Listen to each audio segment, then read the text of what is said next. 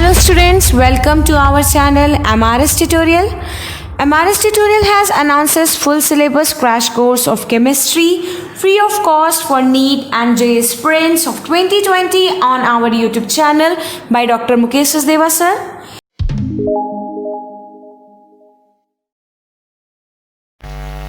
.6 NH3 सामने देखो, ऐसे लगाओ, सामने देख के लगाओ। लिखने का क्या समय है? कोई कॉम्प्लेक्स है जिसका formula general formula PtCl4.6 NH3 है और ये complex effective atomic number rule को फॉलो करता है। तो बताइए, इस कॉम्प्लेक्स में सेंट्रल मेटल की प्राइमरी वैलेंसी क्या होगी, सेकेंडरी वैलेंसी क्या होगी, और ये कॉम्प्लेक्स पानी में डालने पर कितने क्लोराइड आयन देगा, टोटल नंबर ऑफ आयंस कितने होंगे, वाटर फैक्टर क्या होगा, आई सब बताओ। हाँ, प्राइमरी वैलेंसी, सेकेंडरी वैलेंसी, समझ में आया, और number of ions plus number of chloride ion, और सिल्वर नाइट्रेट डालेंगे एक्सेस में, मान लो तो कितने मोल AgCl प्रेसिपिटेट करेगा, इसका एक मोल एक्सेस में डालेंगे तो कितने AgCl के मोल प्रेसिपिटेट करेंगे। ये सारे क्वेश्चन का जवाब चाहिए हमको। सोच लो, पहले सोच लिया। ये जनरल फॉर्मूला है, ये इफेक्टिव एटॉमिक नंबर फॉलो करता है। तो इसकी primary valency, secondary valency, effective atomic number, हाँ, प्लस इसमें कितने आयंस मिलेंगे टोटल हमको, कितने क्लोराइड आयन मिलेंगे, और एक मोल एक्सेस सिल्वर नाइट्रेट डालने पर कितना मोल AgCl देगा। सोच लिया। हाँ, जब ये इफेक्टिव नंबर फॉलो कर रहा है तो मतलब इसका क्वांटम नंबर कितना आएगा बताओ। प्लेटिनम का होता है 78 होता है एटॉमिक नंबर ना। हाँ, 4 लॉस कर दो, और 86 नोबेल गैस पाने के लिए 86 चाहिए। हाँ, 78 में 4 करो 74 आएगा, 74 घटाओ जरा इसमें से 12, इसका मतलब 12 इलेक्ट्रॉन चाहिए इसको नोबेल गैस पाने के लिए। तो एक रिगन कितना देगा, 2, 12 पाने के लिए 6। तो इसका फॉर्मूला ये हो जाएगा, PtNH3(6Cl4) ये हो जाएगा। हाँ, इसका primary valency oxidation number +4, secondary valency हाँ 6 हो जाएगा। अच्छा, कितने आयन देगा, टोटल आयन कितने देगा बोलो, 5। 4 क्लोराइड एक कॉम्प्लेक्स में कितना दे दिया, 5। टोटल आयंस हो गए 5। क्लोराइड आयन कितना देगा, 4। और एक मोल जब हम इसका एक्सेस सिल्वर नाइट्रेट से कराएंगे तो AgCl कितने मोल आएंगे, 4 मोल आएंगे।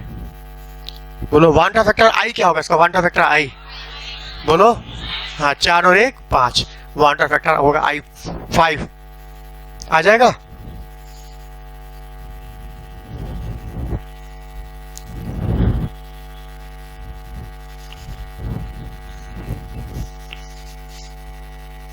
हाँ, हम लोग स्टार्ट करते हैं पहले आइसोमरिज्म से, स्ट्रक्चर आइसोमर से। Structural isomer. अच्छा, आइसोमर की डिफिनीशन क्या है, फार्मूला सेम, कंपाउंड डिफरेंट। अच्छा, कंपाउंड डिफरेंट, क्या डिफरेंस होगा, उनका अरेंजमेंट अलग है, ग्रुप का अरेंजमेंट डिफरेंट है, स्ट्रक्चर डिफरेंट है, बोलेंगे स्ट्रक्चर आइसोमर। और मानो स्ट्रक्चर सेम है, 3D स्पेस में अरेंजमेंट डिफरेंट हो जाए तो बोलेंगे स्टीरियो आइसोमर, है कि नहीं। अच्छा, स्ट्रक्चर आइसोमर में क्या क्या आता है, सबसे पहले आता है आयोनाइजेशन आइसोमर। हाँ, इसमें क्या होगा बताओ, आयोनाइजेशन आइसोमर में क्या होगा, आयनाइजेबल ग्रुप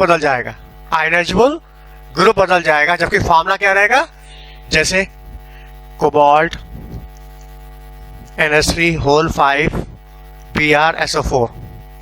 अब क्या होगा, दूसरा जो आइसोमर बनेगा फॉर्मूला सबको यही रहेगा, ब्रोमीन बाहर आएगा और सल्फेट अंदर।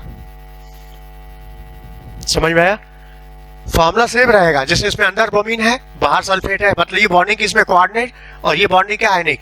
दूसरे में क्या होगा, सल्फेट अंदर हो जाएगा और ब्रोमीन बाहर हो जाएगा,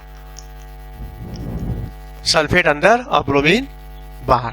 ये आइसोमर क्या हो गया, आयनेशन। क्यों, क्योंकि दोनों का आयनाइजेबल ग्रुप अलग अलग है। हम कैसे माने कि दोनों अलग आयनाइजेबल ग्रुप है, कैसे पता चलेगा, हाँ, बेरियम क्लोराइड डालेंगे तो ये वाइट प्रेसिपिटेट देगा बेरियम सल्फेट का, जबकि ये नहीं देगा। हाँ, ये सिल्वर नाइट्रेट डालने पर AgBr का येलो प्रेसिपिटेट देगा, है कि नहीं। दोनों का टेस्ट अलग अलग है, मतलब दोनों को हमने डिस्टिंग्विश किया क्वालिटेटिव एनालिसिस के आधार पर। अच्छा, इसके अलावा इनको हम कलर के आधार पर भी डिस्टिंग्विश कर सकते हैं। क्या दोनों के कलर सेम रहेंगे, डिफरेंट रहेंगे? हाँ, क्योंकि देखो लिगेंड बदल गया तो स्प्लिटिंग बदल जाएगी, एनर्जी गैप डिफरेंट तो कलर भी डिफरेंट, दोनों का कलर अलग होगा। ठीक है। अच्छा, नंबर ऑफ आयन दोनों के डिफरेंट आएंगे, ये भी 2 आयन देगा, ये भी 2 आयन देगा। नंबर ऑफ आयन दोनों के क्या रहेंगे, सेम रहेंगे। अच्छा, दोनों की कंडक्टिविटी सेम रहेगी, दोनों सॉल्यूशन की कंडक्टिविटी सेम रहेगी, बोलो नहीं, डिफरेंट रहेगी। इस कॉम्प्लेक्स के ऊपर 2 पॉजिटिव चार्ज है, इस कॉम्प्लेक्स के ऊपर 1 पॉजिटिव चार्ज है, मतलब दोनों के चार्ज अलग अलग है, तो कंडक्टिविटी डिपेंड करती है आयनों की संख्या पर, आयनों के चार्ज पर। मतलब चार्ज अलग अलग है ना, तो कंडक्टिविटी भी अलग अलग आएगी। समझ में आया?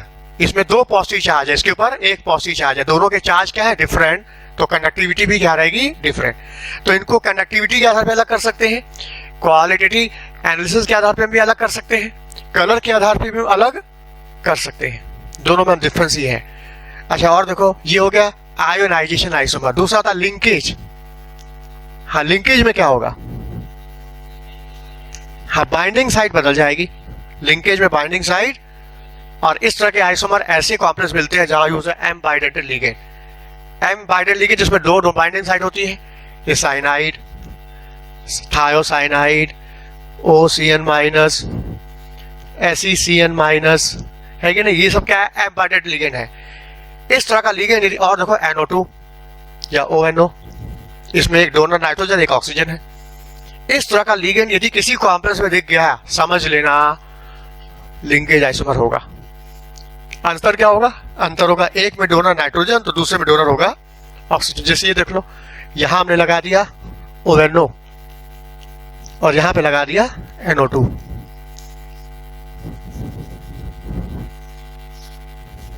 हाँ, यहाँ पे चार्ज क्या होगा, यहाँ पर 1 नेगेटिव चार्ज, यहाँ 3 पॉजिटिव चार्ज, यानी कि यहाँ पर 2 पॉजिटिव, 2 क्लोराइड हो जाएगा। अच्छा, यहाँ पर भी 3 पॉजिटिव, यहाँ 1 नेगेटिव, यहाँ पर भी आएगा 2 पॉजिटिव, मतलब हो जाएगा 2 क्लोराइड। हाँ, तो ये हो गया तुम्हारा लिंकेज आइसोमर, क्योंकि दोनों का फॉर्मूला सेम लेकिन डिफरेंट, कंपाउंड डिफरेंट, दोनों का मतलब कलर सेम रहेगा, डिफरेंट रहेगा। बोलो क्यों डिफरेंट? डी के जैसा कलर है, डी के जैसा कलर है, लेकिन कलर दोनों का सेम रहेगा, डिफरेंट। देखो, यहां भी कोबाल्ट है, यहां भी कोबाल्ट है, ऑक्सीडेशन नंबर यहां भी +3, यहां भी +3। अच्छा, कलर डिपेंड किस पर करता है, पहले ये बताओ। लिगेंड के नेचर पे डिपेंड करता है, और लिगेंड के नेचर पे भी डिपेंड करता है, और डी इनकम्प्लीट होना चाहिए। तो पता उसका डी इनकम्प्लीट है कि नहीं। कोबाल्ट का होता है 3D7 4s2, +3 का मतलब 3 लॉस, एक यहां से 2 यहां से लॉस, एक यहां पर, तो 3D6 हुआ, मतलब D6 इनकम्प्लीट है कि नहीं। तो कलर तो होगा ही होगा, कलर तो होगा, लेकिन कौन सा कलर होगा, क्या सेम कलर रहेगा, कलर डिफरेंट रहेगा, क्योंकि लिगेंड बदल गया, तो स्प्लिटिंग क्या होगी, बदल जाएगी। मतलब ऑक्टाहेड्रल है तो स्प्लिटिंग होगी T2G EG में, T2G और EG। हाँ, लिगेंड बदलता जाएगा तो बताइए एनर्जी गैप बढ़ता जाएगा, लिगेंड चेंज होगा तो एनर्जी गैप चेंज होगा, तो कलर भी क्या होगा, चेंज होगा। तो इसलिए दोनों का कलर क्या होगा, डिफरेंट होगा। ये रेड कलर का कॉम्प्लेक्स है और ये येलो कलर का है। कलर डिफरेंट होने का कारण लिगेंड बदल गया, लिगेंड की बाइंडिंग साइट बदल गई, इस वजह से कलर डिफरेंट है। बोलो बात समझ में आई? कलर बताया था ना तुम लोग को, कलर का रीजन क्या होता है, DD ट्रांजिशन, TD, और ये ट्रांजिशन तभी होगा जब D इनकम्प्लीट होगा, जब इनकम्प्लीट होगा तभी कलर आएगा। लेकिन कलर क्या आएगा, ये डिपेंड करता है लिगेंड के नेचर पर। जितना स्ट्रॉन्ग लिगेंड रहेगा तो स्प्लिटिंग क्या होगी, ज्यादा। अच्छा, एनर्जी ज्यादा रहेगी तो E= क्या होता है, Sc/λ। जब स्प्लिटिंग ज्यादा रहेगी, एनर्जी गैप ज्यादा रहेगा, तो वेवलेंथ क्या रहेगी, मतलब ये कॉम्प्लेक्स लो वेवलेंथ अब्सॉर्ब करेगा। हाँ, विजिबल का कलर क्या होता है, VIBGYOR। जब लिगेंड तुम्हारा रहेगा स्ट्रॉन्ग तो स्प्लिटिंग क्या रहेगी, ज्यादा, एनर्जी गैप ज्यादा, वेवलेंथ कम, मतलब ये लो वेवलेंथ अब्सॉर्ब करेगा और ट्रांसमिट करेगा इसका कंप्लीमेंट्री कलर। बोलो क्लियर।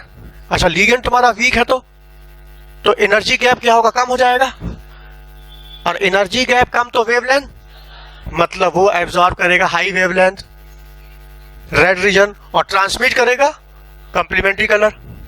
समझ में आया। अच्छा, हम देखते हैं कौन सा कलर, एब्सॉर्ब कलर की ट्रांसमिटेड, ट्रांसमिटेड कलर देखते हैं। समझ में आ रहा है कि नहीं। अच्छा, मान लो मैं हमको 4 कॉम्प्लेक्स दे दिए जाए, 4 कॉम्प्लेक्स, और चारों का कलर बता दिया जाए कि इसका कलर ये, इसका कलर ये है, तो कलर देख करके हम लिगेंड की ताकत बता देंगे कि कौन स्ट्रांग है, कौन। कर सकते हैं ना। लगाओ क्वेश्चन जरा तो। देखो, octahedral complex metal, octahedral complex of metal ion,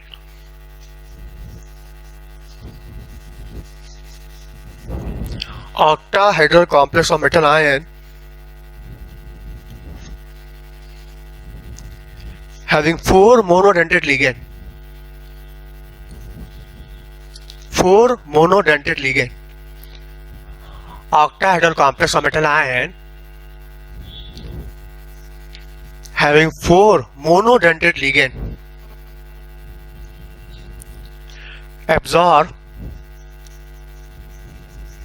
absorb wavelength in red region, absorb wavelength in red region, green region,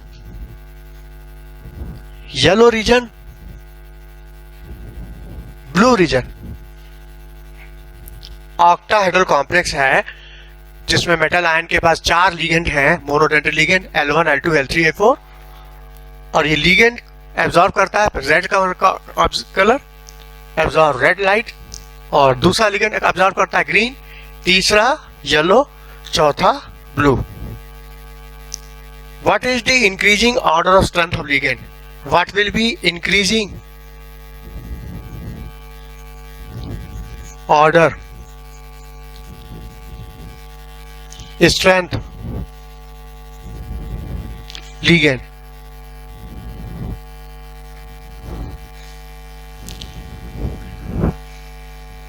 increasing order of strength of ligand, इस लिगेंड की स्ट्रेंथ का ऑर्डर बताओ क्या होगा।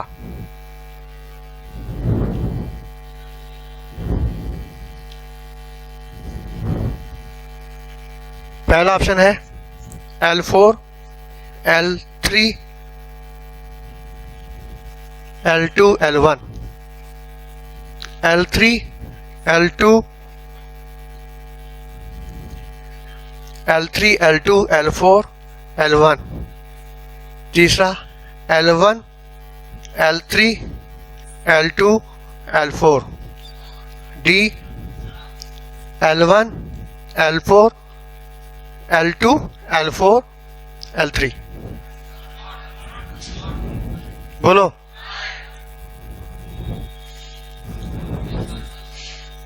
समझ में आया? याद नहीं है? समझ है? समझ है। हाँ, विजिबल लाइट का कलर क्या है? VIBGYOR। हाँ, इसमें लिगेंड L1 कौन सा कलर एब्जॉर्ब कर रहा है? Red, real L1। और ग्रीन, ये क्या है? ग्रीन कलर कौन कर रहा है? रेड के बाद क्या आता है? रेड के बाद येलो आता है ना, तो ये हो जाएगा कौन सा? L3। अच्छा, इसके बाद क्या कलर आ रहा है? ब्लू। ब्लू कौन है? ग्रीन बचा है ना। हाँ, ग्रीन का कलर क्या है? L2। ये L2 हो गया। और इसके बाद क्या ब्लू है ना? L4। हाँ, ये बताओ, ये वेवलेंथ बढ़ रही है ना, इसका मतलब ये हाई वेवलेंथ अब्सॉर्ब कर रहा है। बोलो, जब हाई वेवलेंथ अब्सॉर्ब कर रहा है, E इक्वल टू क्या होता है? SC/λ। हाँ, ये हाई वेवलेंथ अब्सॉर्ब कर रहा है। जब वेवलेंथ ज्यादा तो एनर्जी कम होगी। जब ये हाई वेवलेंथ, पता वेवलेंथ बढ़ रही है ना, वेवलेंथ, जब ये हाई वेवलेंथ अब्सॉर्ब कर रहा है, इसका मतलब वेवलेंथ हाई तो एनर्जी क्या होगा? कम। और जब एनर्जी कम तो स्प्लिटिंग कम, और स्प्लिटिंग कम तो मतलब लिगेंड वीक। स्प्लिटिंग कम है तो मतलब लिगेंड क्या? वीक। मतलब ये लो गया वीक लिगेंड। तो L1 का सबसे वीक लिगेंड वीक हो गया ना। चेक करने दो ना। हाँ बोलो, नहीं समझ आया? कंसेप्ट क्या है, L1 रेड, ये रेड लाइट एब्जॉर्ब कर रहा है, जिसकी वेवलेंथ क्या है ज्यादा, तो एनर्जी गैप क्या होगा कम, मतलब इस लिगेंड का एनर्जी गैप कम है, मतलब लिगेंड क्या है वीक है, तो ये वीक लिगेंड का काम करेगा। अच्छा इधर आ जाओ, ब्लू, इसकी वेवलेंथ है कम, वेवलेंथ कम, एनर्जी ज्यादा, मतलब स्प्लिटिंग ज्यादा, मतलब लिगेंड क्या होगा स्ट्रॉन्ग, तो सबसे हाई नंबर पे क्या आना चाहिए, L4। अच्छा आधा उल्टा लिख दिया ना, है ना, आधा उल्टा लिख दिया, लेकिन सुनो लिखा इंक्रीजिंग ऑर्डर था ना, सुनो इंक्रीजिंग ऑर्डर लिखा था ना, तो हमने ऑर्डर ये ऐसे एरो गलत किया है, बस ऐसे हो जाएगा, बस इंक्रीजिंग ऑर्डर लिखा है ना, देखो लिखा है इंक्रीजिंग ऑर्डर, तो ये ज्यादा हुआ ना, एरो गलत हो गया था, नहीं समझ में आया,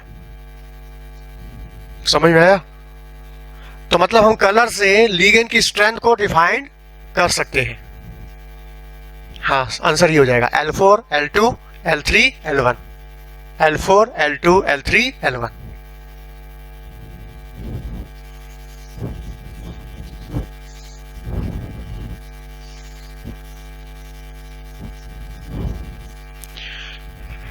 तो देखो जब बाइंडिंग साइड NO2 है और एक बाइंडिंग साइड ONO है, बताओ लिगेंड का बाइंडिंग साइड बदल गई ना, बाइंडिंग साइड बदल गई, लिगेंड बदल गया, स्प्लिटिंग बदल गई, तो कलर भी बदल जाएगा, है कि नहीं।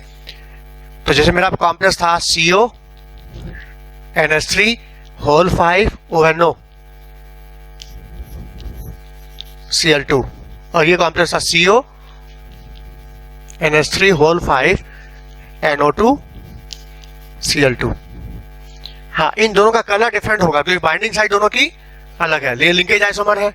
अच्छा ये बताओ इन दोनों कॉम्प्लेक्स में क्या नंबर ऑफ आयंस सेम रहेंगे डिफरेंट रहेंगे, पानी में डालने पर कितने देगा आयंस, 3 देगा, 2 क्लोराइड और कॉम्प्लेक्स मिला के 3, ये भी 2 क्लोराइड कॉम्प्लेक्स मिला के 3, तो नंबर ऑफ आयंस क्या रहेंगे सेम। अच्छा सिल्वर नाइट्रेट डालने पर AgCl का जो प्रेसिपिटेशन होगा बराबर आएगा डिफरेंट आएगा, ये भी 2 मोल देगा AgCl, ये भी 2 मोल AgCl देगा, है कि नहीं। अच्छा दोनों केस में नंबर ऑफ आयन भी same, bond of factor I भी क्या रहेगा सेम, आयनों की संख्या क्या रहेगी सेम, अच्छा चार्ज भी क्या रहेगा सेम, तो कंडक्टिविटी भी क्या रहेगी सेम, ठीक है कंडक्टिविटी सेम, आयनों की संख्या सेम, हाँ लेकिन कलर क्या रहेगा डिफरेंट, क्योंकि लिगेंड बदल गया तो कलर भी बदल गया। अच्छा क्या होगा, लिंकेज हो गया, आंसर हो गया, इसके बाद कोऑर्डिनेशन आइसोमर। हाँ कोऑर्डिनेशन आइसोमर में क्या होता है बताओ,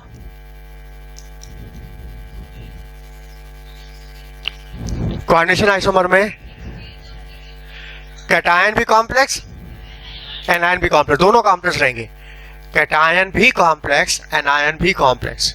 यहां कोबाल्ट है मान लो और अमोनिया है लिगेंड, यहां क्रोमियम कर लिया और लिगेंड क्या हो गया साइनाइड। ये पूरे कॉम्प्लेक्स का कैटायनिक पार्ट है और ये एनायनिक पार्ट है। क्यों कैटायनिक पार्ट है, अमोनिया है न्यूट्रल, कोबाल्ट पे है +3 चार्ज, तो बताओ इसके ऊपर पूरा +3 चार्ज आ गया। अच्छा यहाँ क्रोमियम का +3 है, साइनाइड -1, तो +3 -6 +3 -3, पता इस पर -3 चार्ज आएगा, मतलब ये कॉम्प्लेक्स नेगेटिव चार्ज और ये हो गया पॉजिटिव चार्ज। समझ में आ रहा है, मतलब ये कॉम्प्लेक्स का कैटायन और ये कॉम्प्लेक्स का एनायन। अच्छा कोऑर्डिनेशन आइसोमर में क्या होगा, इसका लिगेंड उठ के इधर चला जाएगा, इसका उठ के इधर चला जाएगा, मतलब लिगेंड का क्या होगा आपस में और बन जाएगा कोऑर्डिनेशन आइसोमर।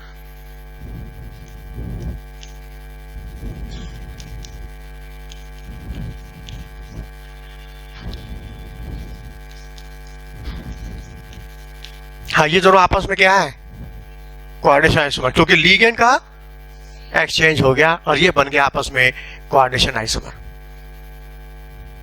बोलो समझ में आया, लिगेंड का ही एक्सचेंज है, क्योंकि मानो तुम साइनाइड को उठा के इधर कर दोगे ना तो ये पूरा कॉम्प्लेक्स एनायनिक हो जाएगा और अमोनिया इधर कर दो ये क्या होगा कैटायनिक। और जब भी लिखा जाता है फॉर्मूला IUPAC में तो कैटायन हमेशा आगे रहता है, एनायन हमेशा पीछे, तो जब हम उल्टेंगे तो स्ट्रक्चर ये बन जाएगा। बोलो समझ में आया, क्योंकि हम लिगेंड का एक्सचेंज दिखा रहे हैं, जबकि हम बोल रहे हैं लिगेंड का एक्सचेंज जब दिखा किसका रहे हैं मेटल का। मन में आ रहा है बोल के आ रहे हैं करके आ रहे हैं यहाँ पर, तो जब हम जो लिगेंड का एक्सचेंज दिखा रहे हैं कर भी वही रहे हैं, क्योंकि एक्सचेंज करने के बाद क्या होगा ये हो जाएगा एनायनिक और ये हो जाएगा कैटायनिक। और लिखा कैसे जाता है, कैटायन आगे एनाइन पीछे, तो फिर ये स्ट्रक्चर बन जाएगा अपने आप। ये दोनों आपस में क्या हो गए, कोऑर्डिनेशन आइसोमर। बोलो क्लियर हुआ। अच्छा आ गया था हाइड्रेशन आइसोमर। हाइड्रेशन आइसोमर, इसमें क्या होगा, आइसोमर में फॉर्मूला तो सेम रहेगा लेकिन वाटर की संख्या बदल जाएगी। कॉम्प्लेक्स स्फीयर के अंदर वाटर की संख्या बदलेगी, जैसे CrCl3.6H2O। ये जनरल फॉर्मूला है। इसका कॉम्प्लेक्स फॉर्मूला क्या होगा, क्रोमियम 6H2O Cl3। अब एक क्लोरीन अंदर करेंगे, एक वाटर बाहर कर देंगे, तो फॉर्मूला क्या बन जाएगा, क्रोमियम H2O होल 5 Cl, एक वाटर बाहर आ गया। बोलो समझ में आया। फिर क्या करेंगे, एक क्लोरीन और अंदर करके एक वाटर और बाहर कर देंगे, CrH2O होल 4 Cl2 Cl-2H2। अच्छा मन में आएगा कि आपने कोऑर्डिनेशन नंबर यहां भी 6 रखा है, यहां भी 6 रखा है, यहां भी 6 रखा है, कोऑर्डिनेशन नंबर को क्यों मेंटेन रखें। तुम लोग को वर्नर थ्योरी जब पढ़ाया गया था तो बताया गया था कॉम्प्लेक्स कंपाउंड की प्रॉपर्टी होती है कि कोऑर्डिनेशन नंबर को चेंज होने नहीं देगा, उसको मेंटेन रखना चाहेगा। जैसे एलिमेंट रिएक्शन में अपनी वैलेंसी मेंटेन रखता है, तो कॉम्प्लेक्स कंपाउंड अपना कोऑर्डिनेशन नंबर मेंटेन रखता है, उसको चेंज होने नहीं देता। इसलिए यहाँ भी 6 है, ये भी 6, ये भी 6। कोऑर्डिनेशन नंबर क्या है, 6, तो मतलब इसमें ज्योमेट्री भी सबकी सेम रहेगी, ऑक्टाहेड्रल ऑक्टाहेड्रल ऑक्टाहेड्रल, सबका शेप भी सेम रहेगा। हाँ लेकिन ये होमोलैप्टिक है और ये हेटेरोलैप्टिक कॉम्प्लेक्स है। होमोलैप्टिक कॉम्प्लेक्स में सब लिगेंड एक जैसे होंगे, एक ही तरह का लिगेंड है तो होमोलैप्टिक, अलग अलग लिगेंड है तो हेटेरोलैप्टिक। बोलो बात समझ में आई कि नहीं। ये सिमेट्रिकल रहेगा और ये कॉम्प्लेक्स क्या रहेगा, अनसिमेट्रिकल रहेगा, इसकी स्टेबिलिटी ज्यादा रहेगी। अच्छा ये कितने आयन देगा पानी में डालने पर, हाँ टोटल 3 और 1 4, ये कितना देगा, ये 2। मान लो हम सिल्वर नाइट्रेट डालते हैं, सिल्वर नाइट्रेट एक्सेस में, और हमको 2 मोल AgCl मिल रहा है, 2 मोल, तो पता फॉर्मूला क्या होगा, तब ये वाला हो जाएगा। अच्छा 1 मोल मिल रहा है तो, 3 मोल मिल रहा है तो, और बिल्कुल नहीं मिल रहा है तो नहीं, तो फॉर्मूला ये होगा। जब नहीं मिल रहा है तो फॉर्मूला होगा ये हो जाएगा। यदि वो सिल्वर नाइट्रेट डालने पर AgCl का प्रेसिपिटेट नहीं दे रहा है, मतलब फॉर्मूला ये होगा। सब के सब क्लोरीन कॉम्प्लेक्स के अंदर ये सेटिस्फाई कर रहा सेकेंडरी वैलेंसी और ये सेटिस्फाई कर रहा प्राइमरी वैलेंसी। बाहर वाला जो क्लोराइड है ना वो प्राइमरी वैलेंसी सेटिस्फाई करता है और अंदर वाला क्लोरीन सेकेंडरी वैलेंसी, मतलब कोऑर्डिनेशन नंबर। बोलो समझ में आ रहा है ना। जल्दी जल्दी रिवाइज कर रहा है, बस सुन लो, उसके बाद फिर पेपर देंगे, लगा के चेक कर लेना कि हम कितना बात को समझते हैं। हाँ क्या हो गया इसको, अच्छा इसमें वाटर की संख्या बदल रही है ना, तो उसको कहेंगे हाइड्रेशन आइसोमर। बहुत क्लियर। अच्छा मतलब इसमें कलर सेम रहेगा डिफरेंट रहेगा, क्यों, लिगेंड बदल गया तो कलर भी बदल जाएगा। अच्छा अभी जो हमने जो कॉम्प्लेक्स लिखे थे इस केस में वन ट्राई फैक्टर सेम था डिफरेंट था सब में। अच्छा वन ट्राई फैक्टर डिफरेंट है तो आयनों की संख्या भी डिफरेंट हो गई, और जब आयनों की संख्या बदल जाती है तो उसका असर पड़ता है कोलिगेटिव प्रॉपर्टी पर, कोलिगेटिव प्रॉपर्टी पर। हाँ इसमें किसका बॉइलिंग पॉइंट ज्यादा होगा, किसका वेपर प्रेशर ज्यादा होगा, किसका ऑस्मोटिक प्रेशर ज्यादा होगा।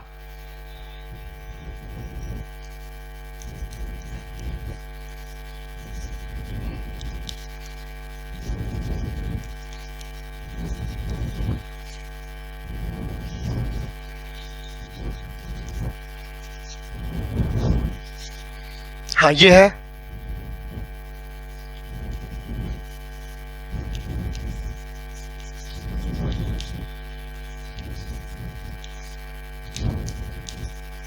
हाँ ये A, ये B, ये C, ये D।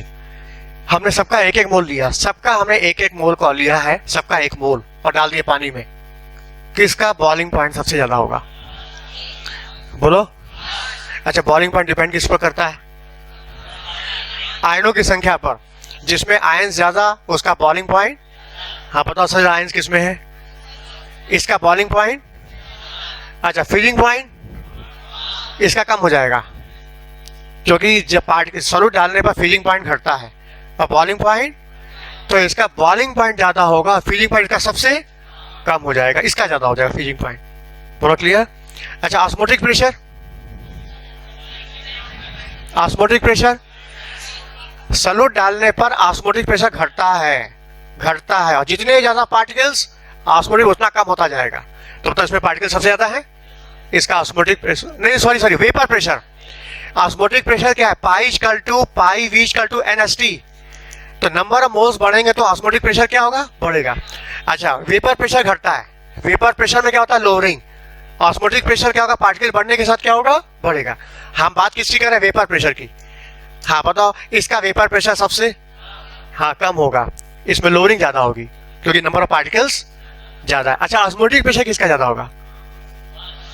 हाँ, इसका ज्यादा होगा क्योंकि पार्टिकल ज्यादा, नंबर ऑफ मोल ज्यादा, तो ऑस्मोटिक प्रेशर भी ज्यादा। मतलब इनकी कॉलिगेटिव प्रॉपर्टी में चेंज आएगा। कॉलिगेटिव, अच्छा इसमें कंडक्टिविटी में चेंज आएगा। किसकी कंडक्टिविटी सबसे ज्यादा होगी? हाँ, इसकी ज्यादा होगी, कंडक्टिविटी इसकी ज्यादा होगी, है ना? बोलो। अच्छा, सिल्वर नाइट्रेट डालने पर कौन Ag सेल का प्रेसिपिटेट ज्यादा देगा? ये देगा, है कि नहीं? समझ में आ रहा है?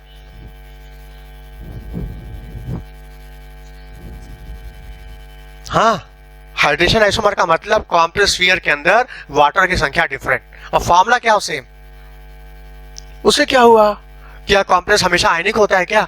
ये कॉम्प्लेक्स देखो ना, ये तो कोई चार्ज नहीं है। चलो, कॉम्प्लेक्स हमेशा आयनिक हो ऐसा कोई जरूरी तो नहीं, कॉम्प्लेक्स न्यूट्रल भी तो होता है कि नहीं?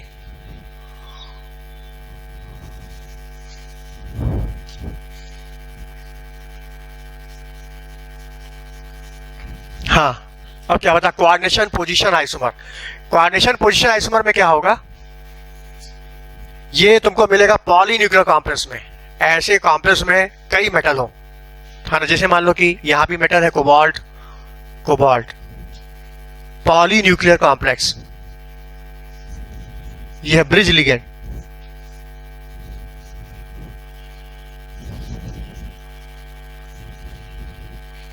या 3 3 6 पॉजिटिव और नेगेटिव कितना हुआ? 1 2 3 4, मतलब 2 पॉजिटिव ज्यादा, यहां पर आएगा 2 पॉजिटिव। देखो, ये पॉलीन्यूक्लियर कॉम्प्लेक्स है, इसमें एक न्यूक्लियाई है, दूसरा न्यूक्लियाई है, 2 मेटल है। इसको ये ब्रिज लिगेंड है, 2 मेटल के बीच में। हाँ, इसमें क्या होगा? ये नाम क्या है इसका? Coordination position isomer. आइसोमर का मतलब क्या होता है? Formula same, compound different. तो फॉर्मूला देखो यही रहेगा, लेकिन कोऑर्डिनेट स्फीयर के अंदर लिगेंड की पोजीशन बदल जाएगी। जब कोऑर्डिनेट स्फीयर के अंदर लिगेंड की पोजीशन बदल जाएगी तो हो जाएगा कोऑर्डिनेशन पोजीशन आइसोमर। कैसे? अब देखो, इसमें से एक क्लोरीन उठ के इधर चला जाएगा और एक अमोनिया उठ के इधर चला आएगा। लिगेंड के आपस में क्या होगा? एक्सचेंज। क्या बनेगा? देखो ध्यान से, फर्क क्या हुआ?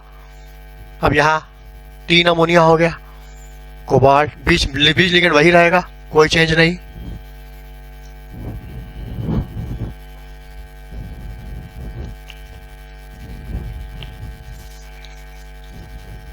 एक तो क्लोरीन रहेगा, बाकी एक अमोनिया उठ के इधर चला आया, इधर से उठ के।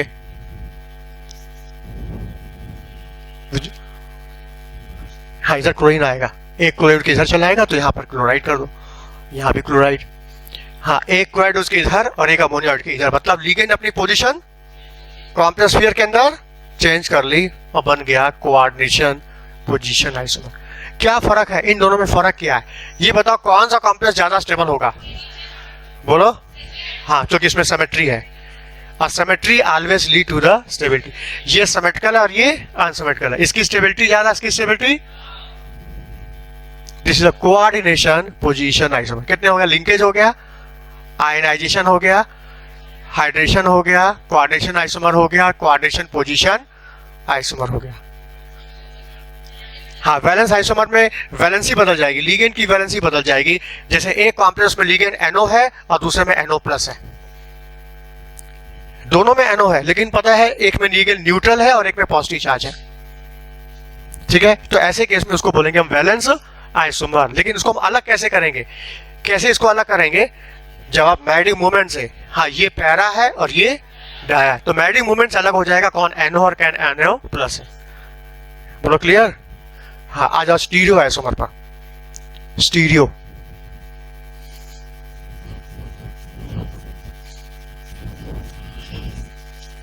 हाँ मेन पार्ट है, जरा इस पर ध्यान देना। स्टीरियो आइसोमर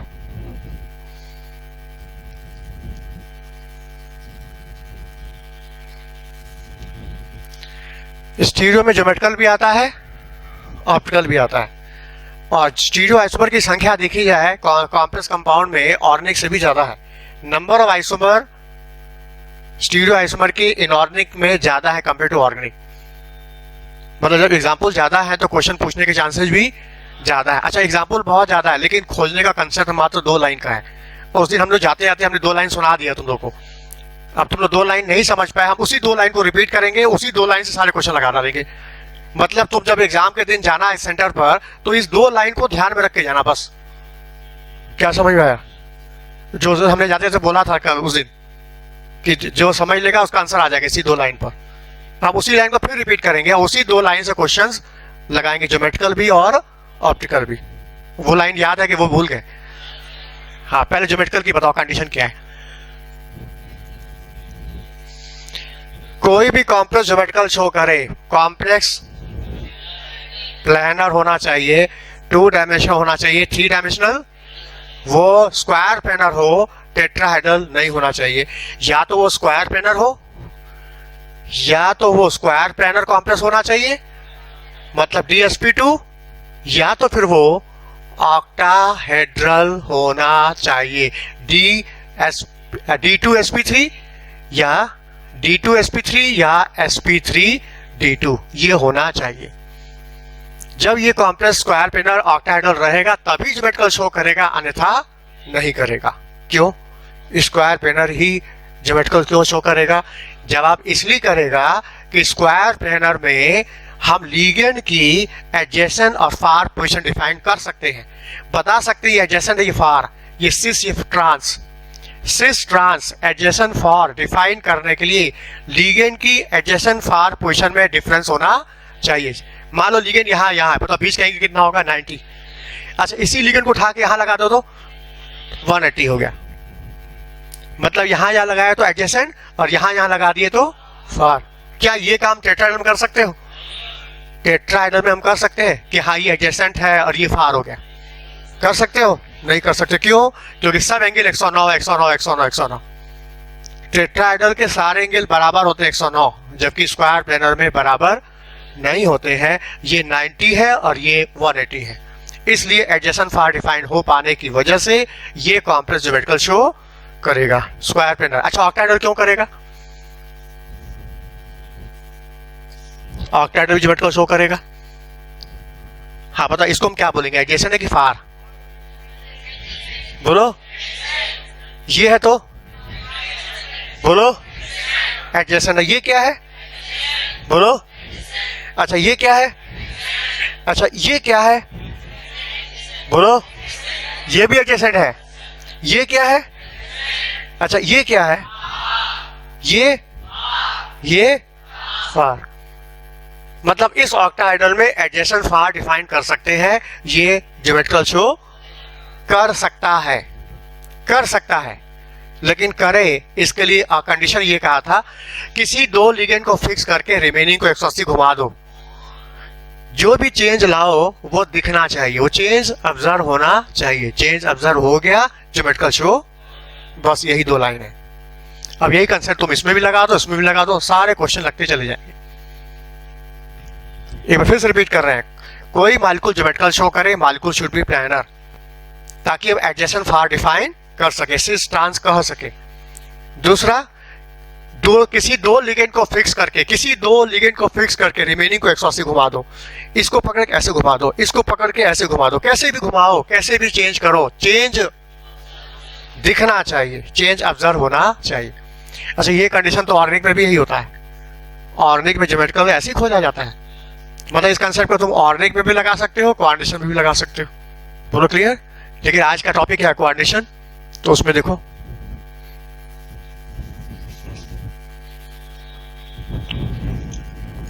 हाँ ये देखो, ये कॉम्प्लेक्स है समझो, स्क्वायर प्लानर, ये मेटल है और ये लिगेंड लगे हैं। अच्छा, चारों लिगेंड सेम है, चारों लिगेंड सेम है, कॉम्प्लेक्स है Ma4, क्या ये ज्योमेट्रिकल शो करेगा? बोलो। हाँ, नहीं करेगा, क्योंकि हम किसी दो को फिक्स 180 घुमाएंगे ना, चेंज पकड़ में नहीं आएगा। चेंज होगा लेकिन पकड़ में, मतलब ये ज्योमेट्रिकल शो। अच्छा, Ma3B टाइप का है तो चेंज ऑब्जर्व, अरे बोलो होगा कि नहीं? नहीं होगा, ज्योमेट्रिकल शो। अच्छा, Ma2B2 है तो चेंज ऑब्जर्व, हाँ ज्योमेट्रिकल शो करेगा। अब जैसे यहाँ कर दिया AA और यहाँ कर दिया BB, ठीक है, इसमें B और B के बीच एंगल कितना है? 90। फिर हमने इसको फिक्स करके 180 घुमाया तो B इधर जाएगा, इधर चलाएगा, कॉम्प्लेक्स ये बन जाएगा। हमने किसको फिक्स किया था? ये, और इसको ऐसे घुमाया था ना, ये फिक्स है, AB अपनी जगह रहेगा और B उठ के इधर, A उठ के इधर, A उठ के इधर। अब बताओ B और B के बीच का एंगल कितना था? 90। और अब B और B के बीच का एंगल कितना हो गया? 180। ये है सिस और ये है ट्रांस।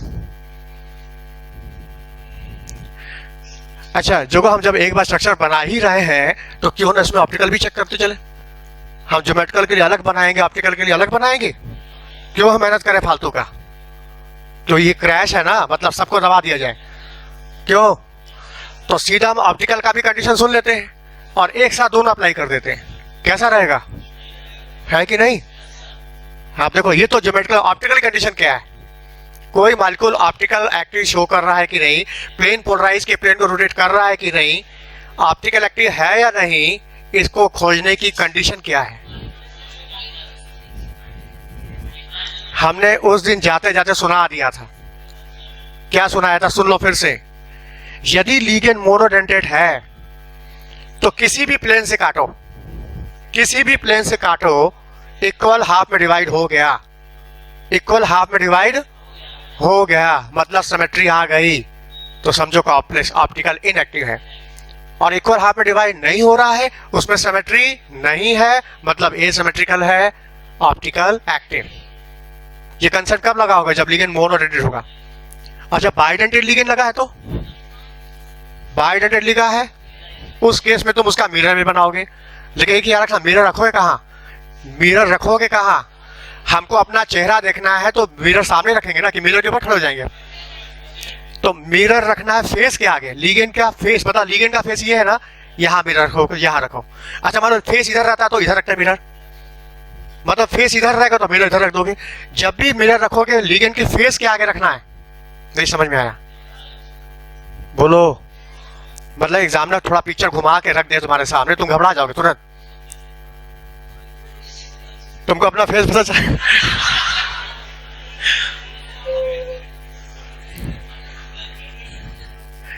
ये बाइडेंटेड लिगेंड है, दिख रहा है ये बाइडेंटेड, तो इसका फेस, ये फेस है ना, सामने यहां रखो ना मिरर। समझ में आया? अच्छा, मान लो कॉम्प्लेक्स इस टाइप का है,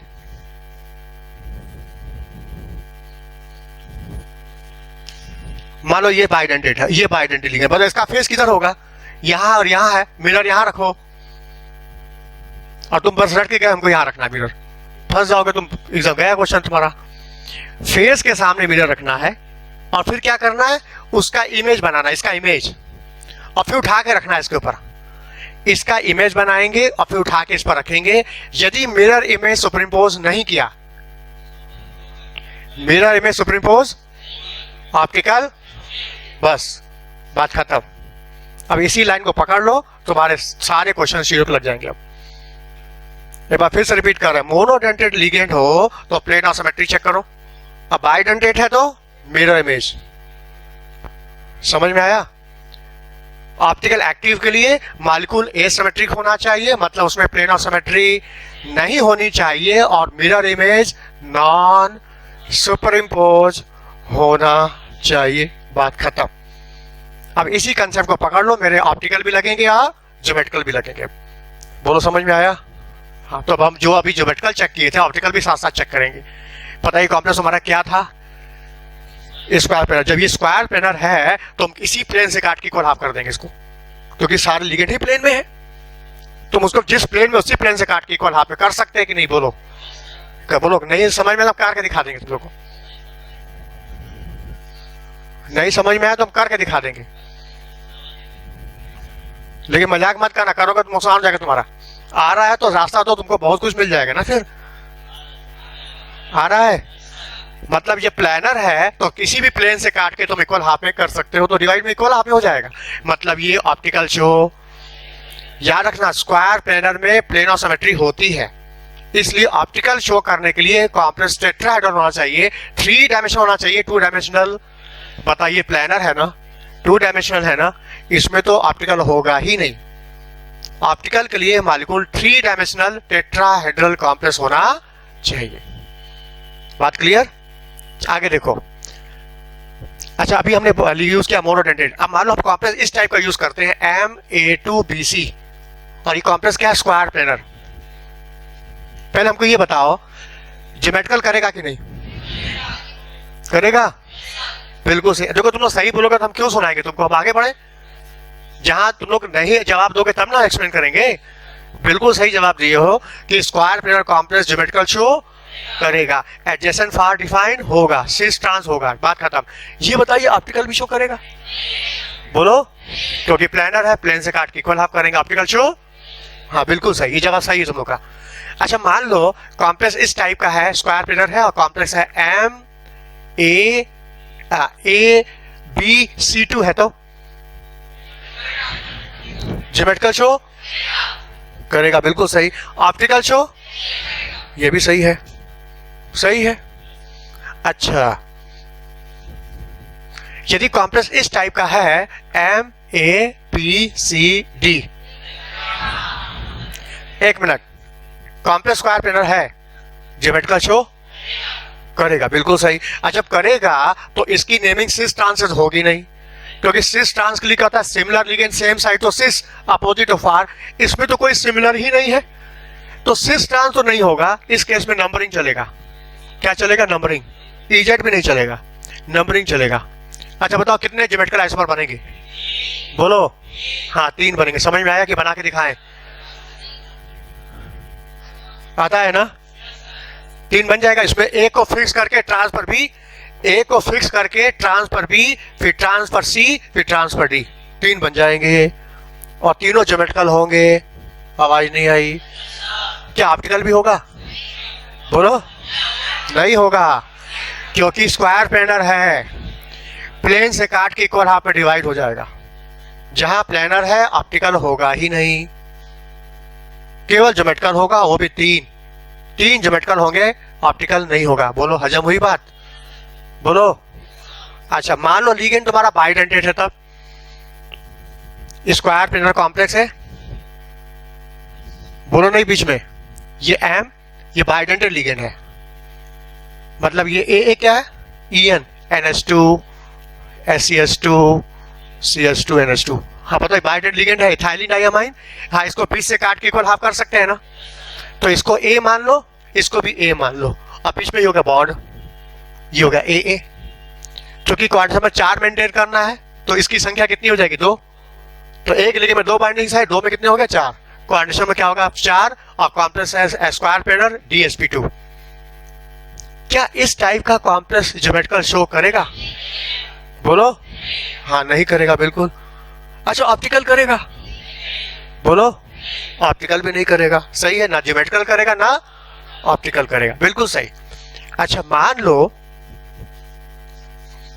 जहां जवाब देते हो हम आगे बढ़ते जाएंगे ना, ठीक है? बात बोलोगे तुम खोलेंगे, खोलने से क्या मतलब, जब सही जवाब है तो आगे बढ़ो।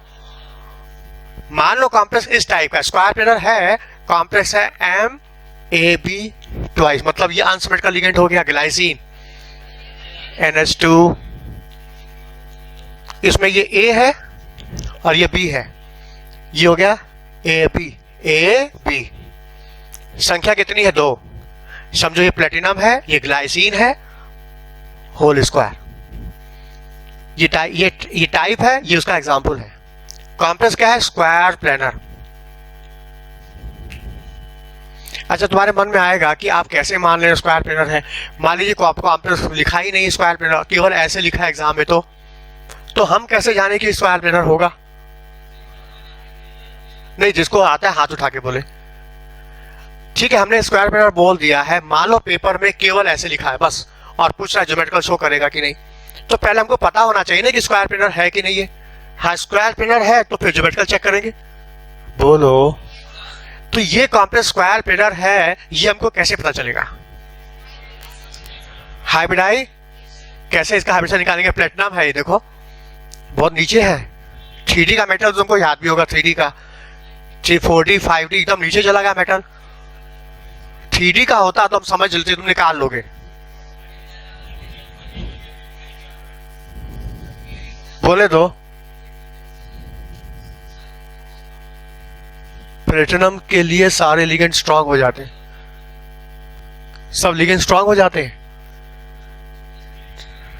सुनो बताएं, सुनो ध्यान से देखो, जब तुम 3D का मेटल है, 4D का मेटल है, 5D का मेटल है, बुक में लिखा है, बैठ जाओ सुनो ध्यान से। तुमने बात को दूसरी तरह से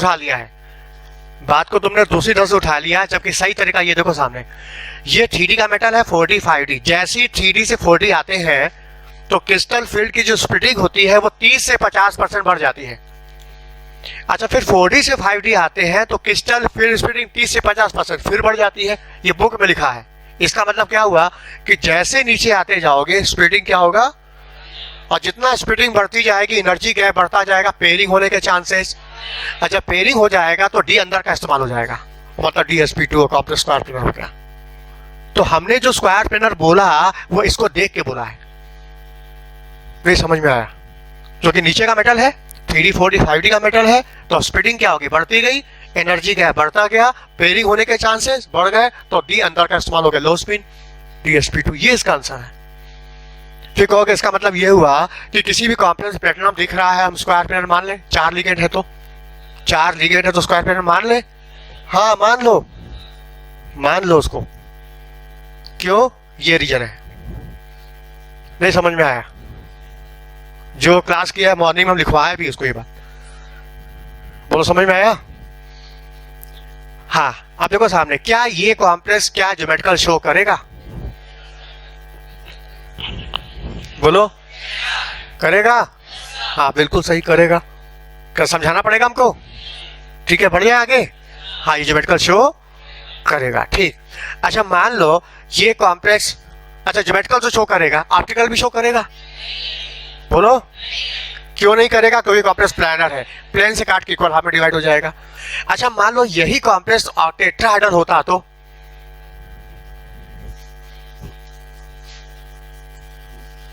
मान लो कॉम्प्लेक्स इस टाइप का, कोई मेटल है ग्लाइसिन होल ट्वाइस, और कॉम्प्लेक्स का टेट्राहेड्रल मतलब sp3, और यह मेटल और ये बाइडेंटेड लिगेंड ट्वाइस, कॉम्प्लेक्स क्या है, टेट्राहेड्रल।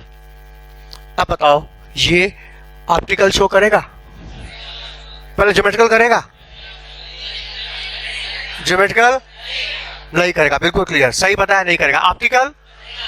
बोलो, ऑप्टिकल करेगा। क्या बताना पड़ेगा? क्यों बताना पड़ेगा? देखो सामने, ये है मेटल, ये है A B, ये अनसिमेट्रिकल लिगेंड है, इधर से भी क्या होगा, A B ठीक है। अब बताइए कॉम्प्लेक्स टेट्राहेड्रल है ना, ये कॉम्प्लेक्स sp3 है। तो जब ये टेट्राहेड्रल है तो इस लिगेंड का जो अरेंजमेंट होगा ना वो इस तरह का होगा। ये मतलब ये जो रिंग दिख रही है और ये रिंग जो दिख रही है, समझो ये रिंग हथेली मान लो, इसको हथेली मान लो, चलो तो ये दोनों रिंग वास्तव में है कैसे, ये क्योंकि मालिक्यूल 3 डायमेंशनल है। हाँ प्लानर होता तो ये हो जाता, लेकिन ये तो टेट्राहेड्रल है, 3 इसका अरेंजमेंट क्या होगा, ये। हाँ यहाँ क्या, A यहाँ B, यहाँ A यहाँ B, अरेंजमेंट क्या है ये। अब इसको काटो, इक्वल हाफ में काटो, कहीं से भी काट के दिखाओ, ऐसे काटो, जिस तरह से भी काटो, इक्वल हाफ में डिवाइड होगा नहीं होगा। जब इक्वल हाफ में डिवाइड होगा नहीं, इसमें सिमेट्री है ही नहीं, मतलब एब्सेंस ऑफ सिमेट्री। एसिमेट्रिक और एसिमेट्रिक तो ऑप्टिकल। क्लियर हुआ? तो ये कॉम्प्लेक्स टेट्राहेड्रल है, ज्योमेट्रिकल तो नहीं करेगा, ऑप्टिकल शो करेगा। बोलो समझ में आया?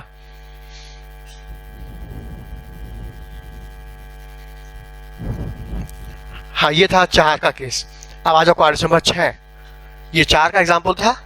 मोनोडेंटेड लिगेंड इस्तेमाल किया, बाइडेंटेड इस्तेमाल किया, सिमेट्रिकल भी किया, एसिमेट्रिकल भी किया, प्लानर भी लिया, टेट्राहेड्रल भी ले लिया, सब उठा लिया हमने, है ना। आ जाओ ऑक्टाहेड्रल।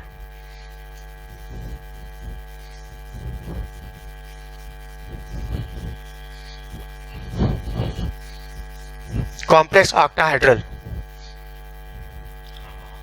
ऑक्टाहेड्रल कॉम्प्लेक्स, समझो ये कॉम्प्लेक्स ऑक्टाहेड्रल है, ये मेटल है और ये 6 लिगेंड है और 6 लिगेंड मोनोडेंटेड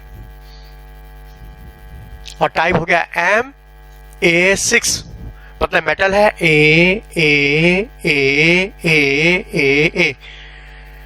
पहले बताओ ये ज्योमेट्रिकल शो करेगा? बिल्कुल नहीं करेगा। ऑप्टिकल शो करेगा? वो भी नहीं करेगा।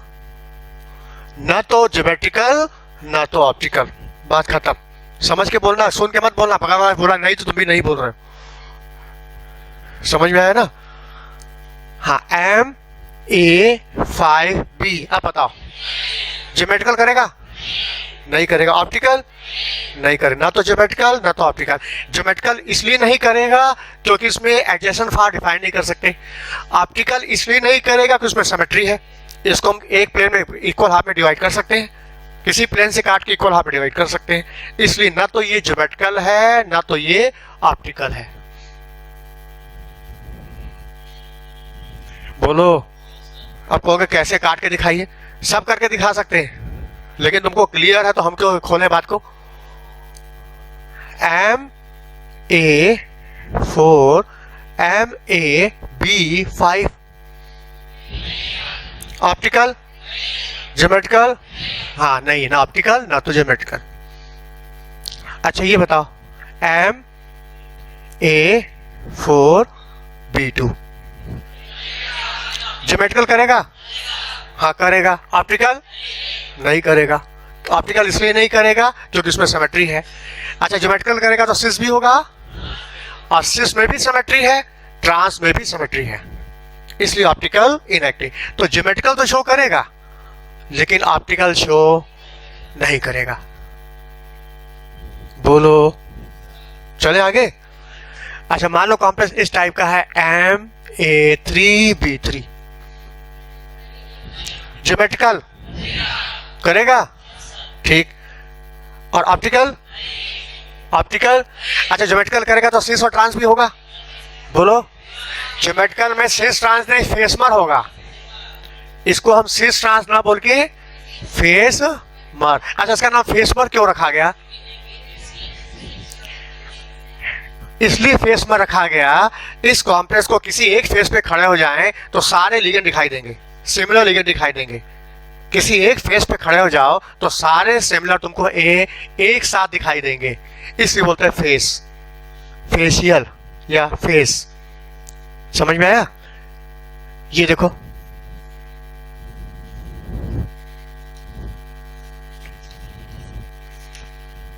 हाँ यहाँ देखो A B B B। हम मतलब यहाँ खड़े इस जगह पर तो हमको सेम सारे ए दिखाई देंगे, इस जगह खड़े हो जाओ सारे बी दिखाई दे जाएंगे। किसी एक फेस पे खड़े हो जाओ तुमको सारे सिमिलर दिखाई देंगे, इसलिए बोलते हैं फेस, फेशियल। और दूसरा क्या होगा? मर। अच्छा पता इसमें जो सारे लिगेंड दिख रहे हैं ए, ये एडजेसेंट है कि फार पर है? बोलो। हाँ एडजेसेंट। ये भी 90, ये भी 90, ये भी 90, सब सिमिलर 90 90 90 90। ये एडजेसेंट है, फेशियल है। अब मान लो हम इसको फिक्स करके इसको 180 घुमा दे तो, इसको फिक्स करके 180 घुमा दे तो ये इधर बी आ जाएगा, इधर ए आ जाएगा। अब बताओ ए और ए के बीच का एंगल 180 हो गया, अब ये मर हो गया। पहले फेस था, अब मर हो गया। अब चाहे फेस हो चाहे मर हो, किसी को भी हम बीच से काट के इक्वल हाफ में डिवाइड कर सकते हैं, इसमें सिमेट्री है। इन दोनों में प्लेन ऑफ सिमेट्री है, दोनों ऑप्टिकल इनएक्टिव। क्या देखना चाहोगे कैसे काटेंगे आप? मान गए? चले ठीक है। तो मतलब ये ज्योमेट्रिकल तो शो करेगा लेकिन ऑप्टिकल शो नहीं करेगा। पूरा क्लियर? अच्छा मान लो कॉम्प्लेक्स आ गया इस टाइप का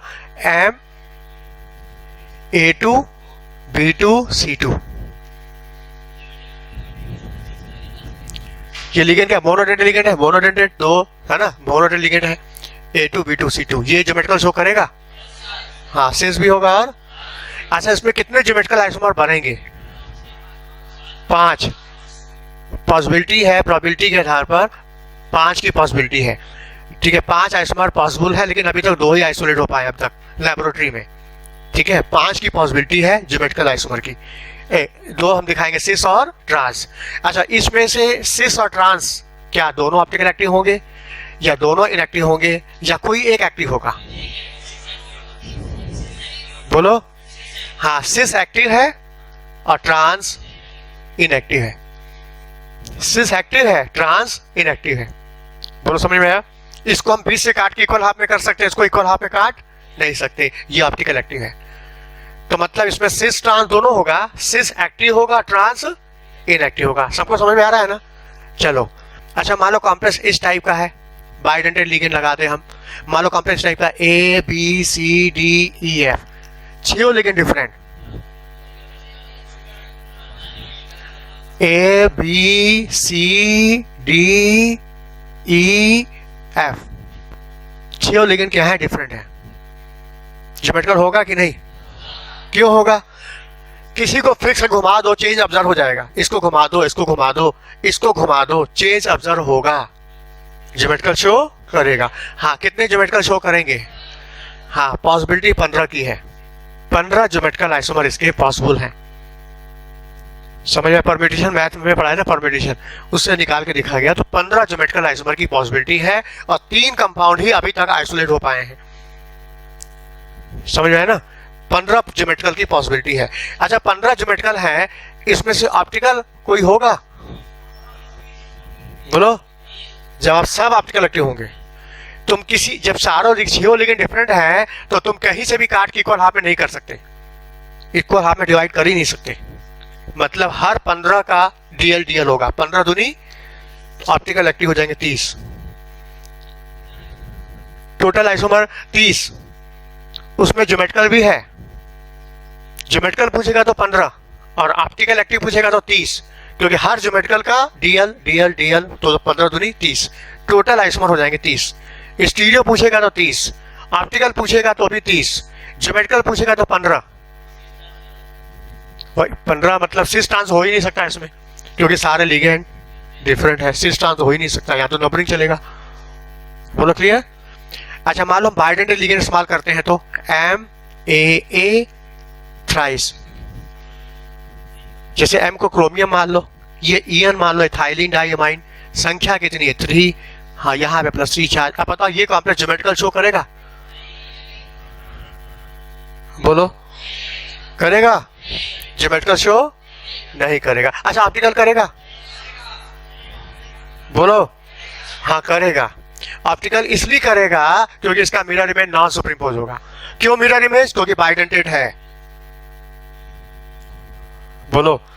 जब बाइडेंटेड लिगेंड आ गया तो सिमेट्री नहीं चेक करना, मिरर इमेज बनाना है इसका। नहीं समझ में आ रहा है ना? हाँ तो बोलो ना, तुम सब इन सबके जगह दब जाओगे तब तो। फिर देखो सामने ये है क्रोमियम, हाँ ये है ethylene diamine, NH2 CS2 CS2 NH2। समझ में? ये हो गया। ये देखो इधर ये यहाँ N, यहाँ N, यहाँ N, यहाँ N। ठीक है? बोलो। हमने क्या बोला? जब बाइडेंटेड लिगेंड रहे तो प्लेन ऑफ सिमेट्री मत चेक करना, इसमें मिरर इमेज बनाना। कहाँ बनाना मिरर इमेज? हाँ फेस के सामने लिगेंड रख दो। बताया हाँ ये फेस है ना, यहाँ रख दो मिरर, इसके सामने मिरर। उसका इमेज कैसा बनेगा? या इधर रख दे, मतलब इसका सामने इधर भी रख सकते हो, क्योंकि इन दोनों के बीच में फेस आ रहा है ना। बोलो। यहाँ जगह नहीं ना है, इधर लिख देते हैं हम।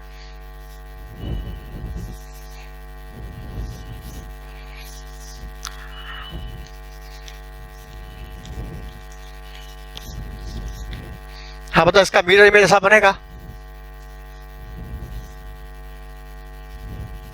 बताओ इसका मिरर इमेज ऐसा बनेगा कि नहीं? अब यूं उठाओ और उठा के इस पर ऐसे रख दो। सुपरइम्पोज कि नॉन सुपरइम्पोज? मतलब ऑप्टिकल एक्टिव। जहां बाइडेंट डेट आए मिरर इमेज, बस और कुछ मत करो, मिरर इमेज चेक करो। नहीं, RS निकाल रहे हो क्या? फिर हाँ, आपको समझ में आया? मतलब ये ज्योमेट्रिकल तो शो नहीं करेगा लेकिन ऑप्टिकल शो करेगा, क्योंकि मिरर इमेज क्या हुआ? Non superimpose. एक होगा डेक्स्ट्रो, दूसरा होगा लीवो।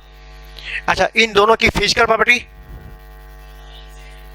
मेल्टिंग पॉइंट, बॉइलिंग पॉइंट, बोलो, सेम रहेगा। फिजिकल प्रॉपर्टी क्या रहती है? सेम। एनेंशियोमर की फिजिकल प्रॉपर्टी क्या रहती है? Same. Melting point, boiling point, solubility, refractive index, सब कुछ सेम। बोलो, समझ में आया? अच्छा, मान लो कॉम्प्लेक्स इस टाइप का है तो MAB थ्राइस। पहले बताओ, ये ज्योमेट्रिकल शो करेगा? समझो यहां पर प्लेटिनम है, ये ग्लाइसिन ले लो, होल थ्राइस। ये है टाइप, ये एग्जांपल। बताओ ये ज्योमेट्रिकल शो करेगा? बोलो, हाँ करेगा। सिस भी होगा और ट्रांस भी होगा।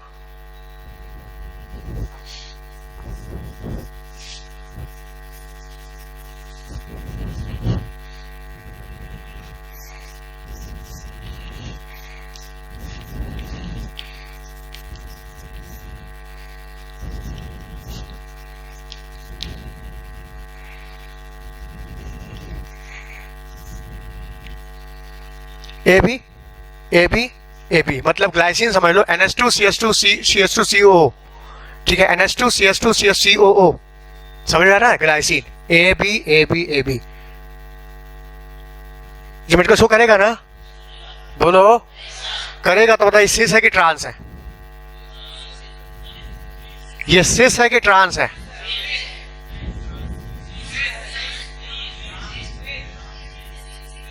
बोलो, ये सिस है। क्यों? कि सारे A 90 सारे B 90 कैसे? देखो सामने, इस A और इस A का एंगल 90 है, इस A और इस A का एंगल कितना? 90 है। सब A 9। अच्छा, इस A और A के बीच का एंगल भी 90 है, सब 90 पर है। ये हो गया सिस। हाँ, ट्रांस करने के लिए क्या करेंगे? किसी, हाँ, जैसे इसको फिक्स कर लो, इसको घुमा दो, इसको फिक्स करके ये घुमा दो। अच्छा, इसको फिक्स करके ये घुमा दो। अच्छा, इसको फिक्स करके ये घुमा दो, किसी को भी घुमा दो, ट्रांस आएगा। देखो सामने,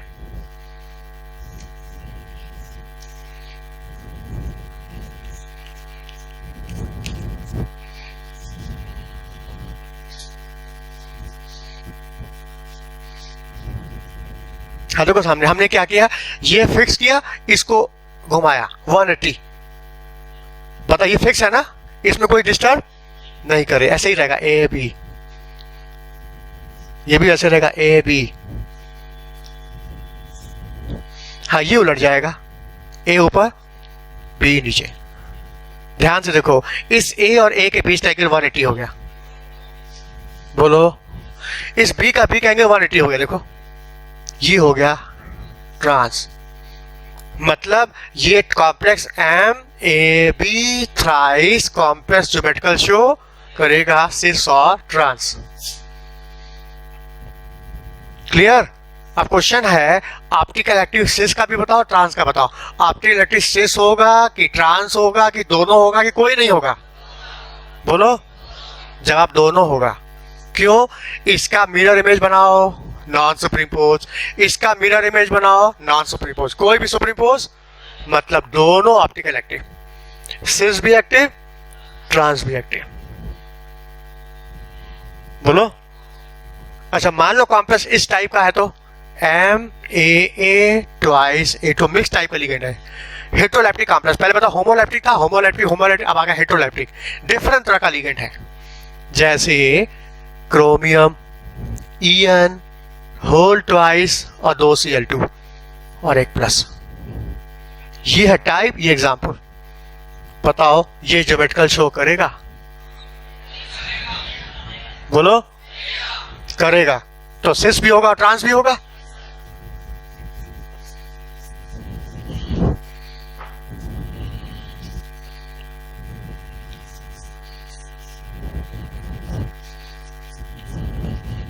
EN, ये EN, ये क्या EN मतलब NH2 CH2 CH2 NH2, NH2 CH2 CH2 NH2 ethylene diamine, ठीक है। M ये EN ट्वाइस और A2, ठीक है। हाँ पता ये सिस है कि ट्रांस है, बोलो। हाँ क्योंकि इससे ये सब 90 के एंगल पर है ना। अब हम इसी को 180 बना देंगे, कैसे? इसको फिक्स करके इसको घुमा देंगे पूरा, समझ में? इसको फिक्स करके इसको ऐसे घुमा देंगे, या हम क्या करेंगे, दोनों को घुमा देंगे ऐसे, दोनों घुमा देंगे। कैसे भी घुमाओ, कैसे भी घुमाओ, कैसे भी घुमाओ, चेंज ऑब्जर्व होना चाहिए। चेंज ऑब्जर्व हुआ ज्योमेट्रिकल है, नहीं हुआ ज्योमेट्रिकल नहीं, बात खत्म।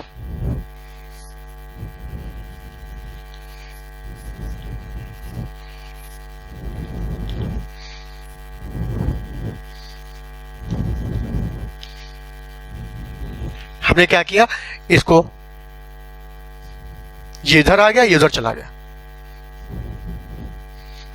हाँ ये बता, ये 90 पर है, ये बीच का एंगल कितना है 90, और ये देखो बीच का एंगल क्लोरीन क्लोरीन के बीच का एंगल 180। ये है सिस, ये है ट्रांस। बोलो समझ में आया? इसमें क्लोरीन क्लोरीन के बीच का एंगल कितना है 90, इसमें क्लोरीन क्लोरीन के बीच का एंगल कितना है 180। ये एडजेसेंट है और ये फार है, ये सिस है और ये ट्रांस है, मतलब ज्योमेट्रिकल शो करेगा। अब बताओ ऑप्टिकल, सिस करेगा, ट्रांस करेगा, दोनों करेगा, कोई नहीं करेगा? बोलो कैसे कर सकते हो? कैसे कर सकते हो कि सिस करेगा ट्रांस नहीं करेगा? कंसेप्ट क्या लगा रहा है, प्लेनर सिमेट्री या मिरर इमेज? मिरर इमेज क्यों? हाँ बाइडेंट लिगेंड ज्यादा है, जिसका बहुमत ज्यादा होगा कंसेप्ट उसी का लगेगा। क्योंकि बाइडेंट ज्यादा है तो मिरर इमेज, मोनो ज्यादा होता तो प्लेनर सिमेट्री। हाँ मिरर इमेज बनाओ, इसका मिरर इमेज बनाओ, इसका मिरर इमेज।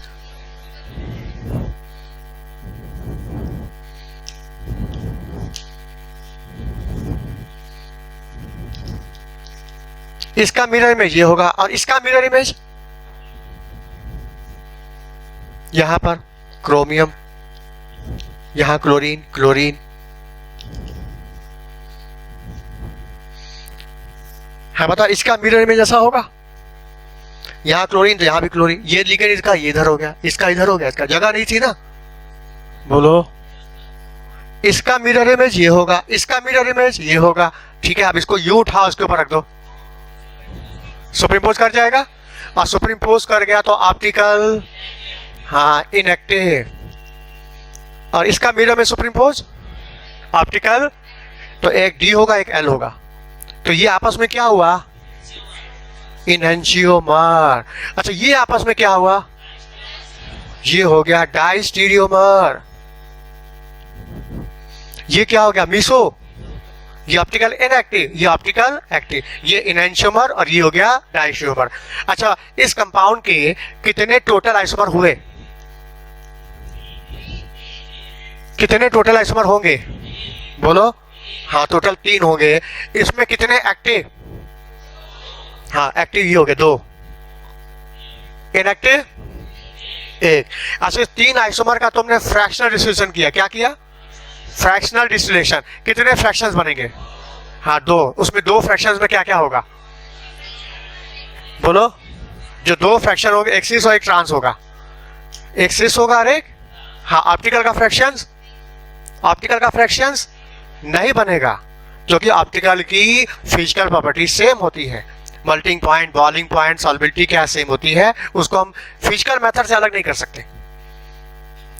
तो इसके टोटल आइसोमर बनेंगे 3। बताइए तो सेम हो गया ना ये। अच्छा ये तो इनहेंशियोमर है, ये क्या है होमोमर है, दे आर होमोमर, इनहेंशियोमर, और ये हो गए डाइस्टीरियोमर। अच्छा इसको डाइस्टीरियोमर क्यों बोला जा रहा है?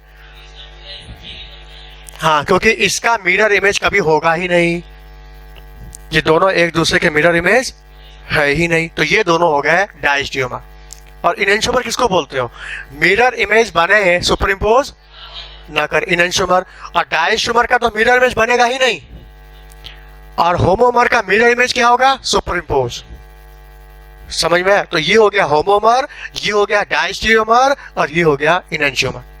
ये दोनों एक्टिव और ये हो गया इनएक्टिव। टोटल आइसोमर 3, एक्टिव 2 और फ्रैक्शंस बनेंगे 2। बोलो, कैसे भी करो।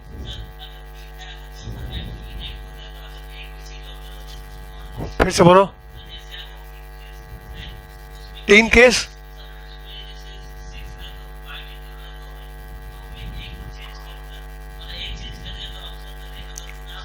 किसी से भी चेंज ऑब्जर्व होना चाहिए बस। हाँ, करके दिखाओ। तुम किसी भी लिगेंड को घुमाओ, तुमने मान लो जैसे हमने इसको फिक्स करके ये घुमाया था ना, तुम इसको फिक्स करके ये घुमा दो, इसको घुमा दो, कैसे भी घुमाओ, कैसे भी घुमाओ, चेंज ऑब्जर्व होना चाहिए। समझ में आया?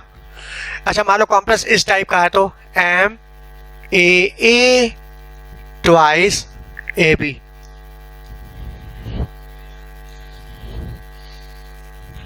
ए बी पहले क्या था? ए था, अब ए बी हो गया। समझो इसमें क्लोरीन है तो एक ब्रोमीन हो गया। चलो, मतलब यहां क्लोरीन, यहां क्लोरीन तो यहां ब्रोमीन, यहां क्लोरीन तो यहां ब्रोमीन, यहां क्लोरीन तो यहां ब्रोमीन, यहां क्लोरीन तो यहां ब्रोमीन। हाँ बताओ, ज्योमेट्रिकल करेगा? करेगा। सिस भी होगा और ऑप्टिकल एक्टिव।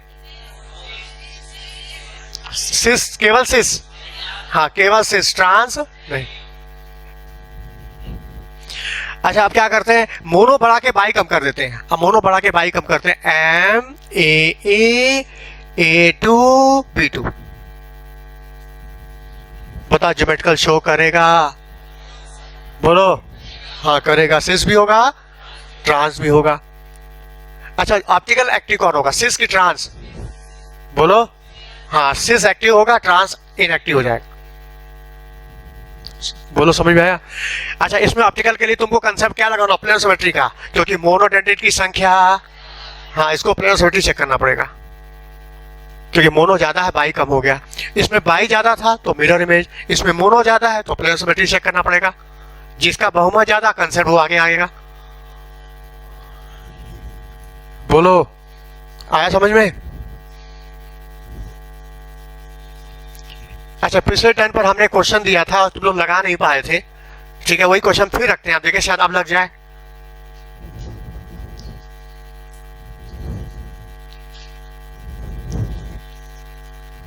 ये कॉम्प्लेक्स स्क्वायर प्लेनर है, ये कॉम्प्लेक्स स्क्वायर प्लेनर है। कितने आइसोमर होंगे? Number of isomer. How many number of isomer?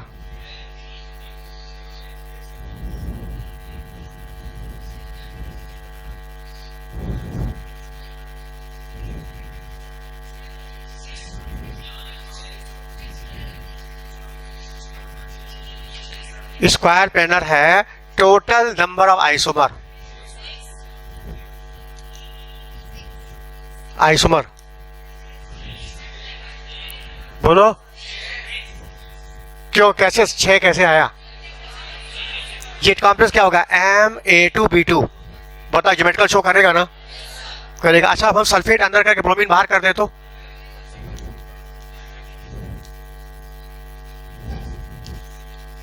बता, आयनेशन आइसोमर हो गया। अच्छा, ये कॉम्प्लेक्स होगा MA2BC।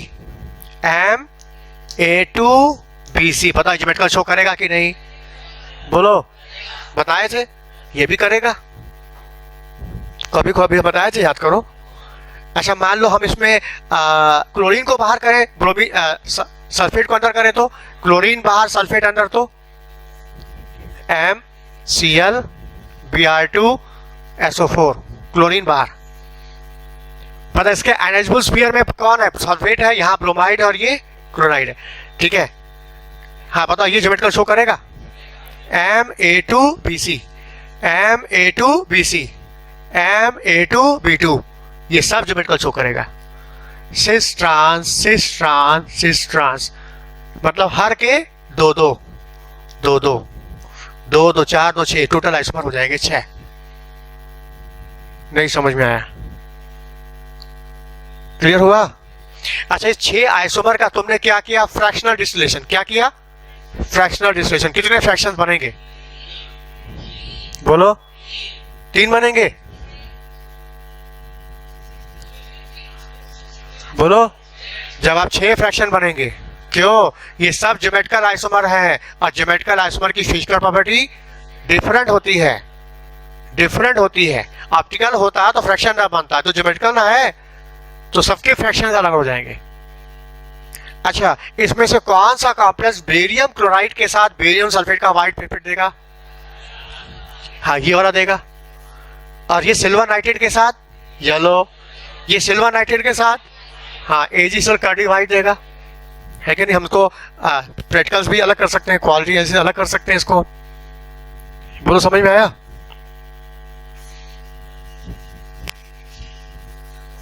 हाँ, ये बताओ, क्रोमियम ईएन ट्वाइस साइनाइड, बताओ इसके कितने आइसोमर बनेंगे? टोटल आइसोमर,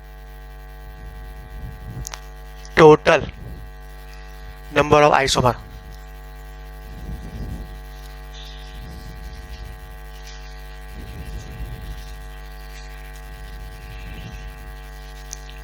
बात नहीं करो, सीरियसली लगाओ।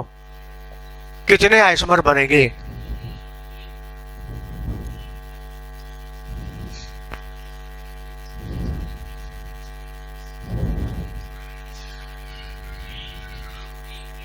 बोलो। 3। बोलो। जवाब 6 बनेंगे। कैसे? पता है कॉम्प्लेक्स किस टाइप का? M A twice A B. बोलो, है कि नहीं? थोड़ी देर पहले इसके हमने 3 आइसोमर बनाया था। हाँ, 2 एक्टिव बनाया था और 1 मीसो बनाया था, याद करो। नहीं याद आ रहा है? बनाए थे ना?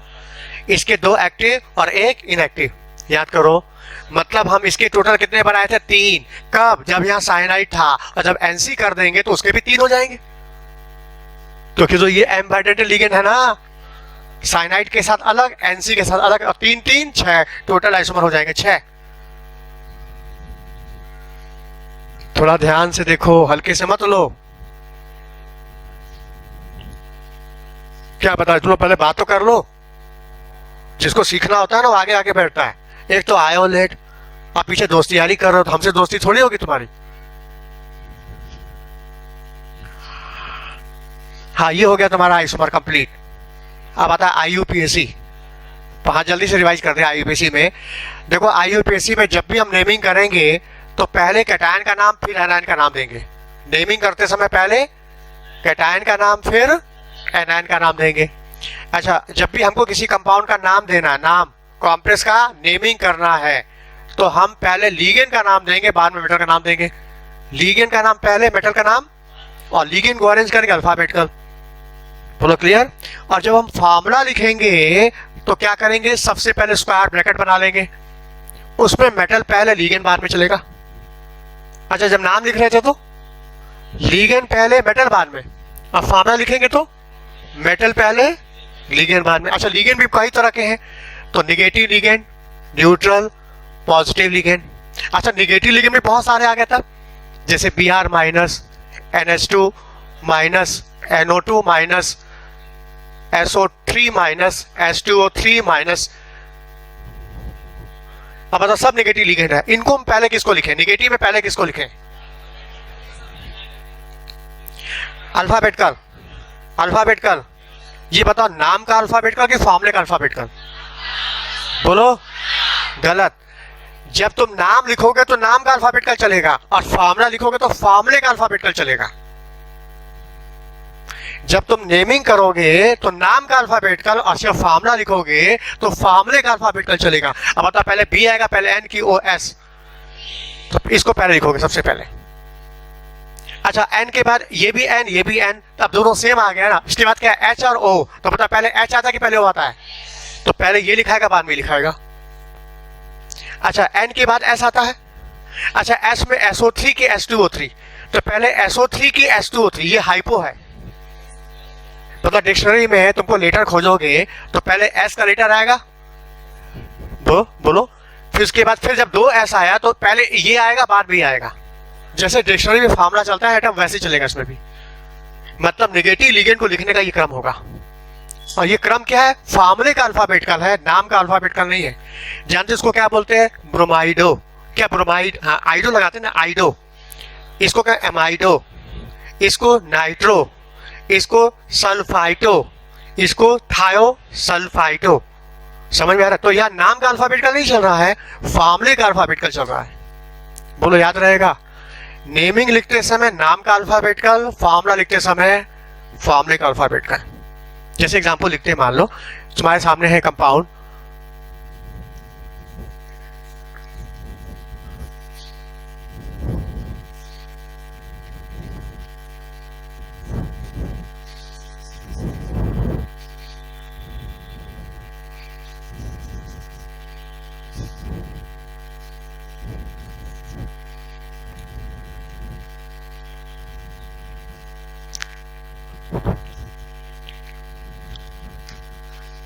हाँ देखो सामने, हमको इसकी नेमिंग करनी है।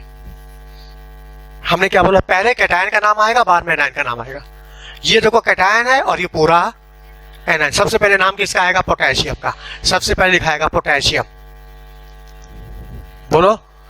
अच्छा, अब हमको जब कॉम्प्लेक्स का नाम देना है तो पहले लीगेंड का नाम फिर मेटल का नाम। पहले लीगेंड फिर, अच्छा लीगेंड को कैसे लिखा? अल्फाबेटिकल। हाँ, अल्फाबेटिकल में क्लोराइडो, अमाइन, साइनाइडो। अल्फाबेटिकल पहले क्या आएगा? अमाइन। तो पहले अमाइन, लेकिन संख्या क्या? 2, तो लिखेंगे डाई अमाइन। अच्छा, इसके बाद अमाइनो के बाद क्लोरो के साइनाइडो। बोलो, क्लोराइडो की साइनाइडो। सी एच आ रहा है ना? हाँ, फिर आएगा डाई क्लोराइडो, 2 है ना? फिर आएगा डाई क्लोराइडो, फिर इसके बाद डाई साइनाइडो, फिर आएगा आयरन। अच्छा, आयरन आएगा कि फिरेट आएगा? बोलो। हाँ सही है, फिरेट होगा। कॉम्प्लेक्स यदि कैटायनिक होता तब तो आयरन बोलते। ये कॉम्प्लेक्स पूरा क्या है? एनायनिक है, क्योंकि ये कैटायन और ये क्या है? एनायन, तो इसके लिए आएगा फिरेट। जब कॉम्प्लेक्स एनायनिक होता है तो फिरेट, क्यूपरेट। सिल्वर है तो अर्जेंटेट, एल्युमिनियम है तो एल्यूमिनेट, लेड है तो प्लम्बेट, जिंक है तो जिंकेट, निकिल है तो निकिलेट, लास्ट में ATE। और यदि कॉम्प्लेक्स कैटायनिक रहता तो, न्यूट्रल रहता तो iron, copper, nickel, lead, aluminium, जो नाम एज सच। अच्छा, उसके बाद फिर अब जब आयरन का क्या बोलेंगे? फिरेट बोलेंगे इसको। अच्छा, फिरेट के बाद आएगा ऑक्सीडेशन नंबर। देखा जाए, इसका है +1, इसका पता नहीं, साइनाइड का -2, ये है 0 और ये है -2 और पूरा 0। कितना है बताओ? प्लस, तो रोमन नंबर में, रोमन। बोलो, तो नाम क्या हो गया? Potassium die amine die क्लोराइडो die साइनाइडो फिरेट third. समझ में आ रहा है? अच्छा, मान लो हमको फार्मूला लिखना पड़ेगा तो पहले मेटल और फिर लीगेंड। अच्छा, लीगेंड को लिखना है फार्मूले का अल्फाबेटिकल, तो बताओ फार्मूले का अल्फाबेटिकल में पहले क्या आएगा? C आएगा, C के बाद N आएगा। अच्छा, C के बाद N है और C के बाद L है, तो पहले क्या आएगा? LMN, L आएगा ना? हाँ, तो इसको आगे कर दो, तब ये आगे होगा Cl ट्वाइस और Cn पीछे कर दो, यहाँ पीछे आएगा। हाँ, इसके बाद फिर आएगा Cn ट्वाइस, फिर क्या आएगा? अमोनिया। ऐसे मतलब फार्मूले का अल्फाबेटिकल चलेगा और नाम लिखेंगे तो नाम का अल्फाबेटिकल चलेगा। बोलो, समझ में आया? समझ में आ रहा है ना? अच्छा, मान लो कॉम्प्लेक्स न्यूट्रल रहेगा तो न्यूट्रल जैसे NiCO4 है तो इसकी एक वर्ड में नेमिंग करनी है। एक ही वर्ड में नेम करना है, tetra carbonyl nickel zero. Zero भी मेंशन करना होगा, जीरो को भी ब्रैकेट में दिखाना होगा। अच्छा, कोई मेटल नेगेटिव ऑक्सीजन से शो कर रहा है तो नेगेटिव ही ब्रैकेट में दिखाना पड़ेगा। बोलो, समय तो हो गया है ना, चलो कुछ अपने से भी लगाओ ना, है ना। हाँ बोलो, पेपर दे दे, समय हो गया।